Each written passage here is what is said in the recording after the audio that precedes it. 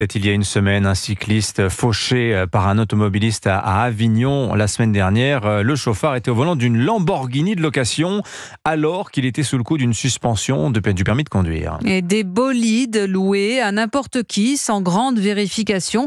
Des voitures de luxe immatriculées à l'étranger, principalement en Pologne, et sous-louées en France. Une tendance inquiétante. Stéphane Burgat pour Europe 1. C'est un peu le Far West pour les loueurs indélicats. La Pologne permet de s'affranchir de nombreuses règles selon Rudy Mana du syndicat de police Alliance. Les leasings avec option d'achat, vous pouvez les payer en liquide. Ils ne voient aucune objection. 50 000 € pour une année pour louer un véhicule qu'on va rapporter en France. Ils sont très peu regardants également sur les papiers que vous allez fournir. Il y a par exemple des gens à Marseille qui ont gagné beaucoup d'argent dans le trafic de stupes qui décident de se retirer pour investir dans plusieurs véhicules polonais. Car en France, si on veut louer un bolide de plusieurs centaines de chevaux dans les règles de l'art, les conditions sont strictes, témoigne Thomas Dalmolin, président de la société Roadster. On va demander 35 ans et 10 ans de permis, 2 papiers d'identité. Parfois, on demande même un papier de l'assureur. Nous précisons qu'il n'a pas été victime d'un sinistre au cours des 24 derniers mois. Et si ces loueurs exotiques, comme ils les appellent, sont peu regardants, eh bien leurs clients sont trop souvent dangereux, notamment dans les cortèges de mariage, s'alarme l'expert en sécurité routière, Hakim Benhamel. Ils prennent des risques démesurés. Moi, si je les vois sur la route, je m'arrête, je les laisse passer. C'est très inquiétant. J'ai des enfants en bas âge, je ne voudrais pas qu'ils se fassent renverser par un bolide comme ça. Et c'est pourquoi cet expert multiplie les opérations de sensibilisation contre les rodéos urbains auprès de la jeunesse. Marseille, Stéphane Burgat, Europe 1.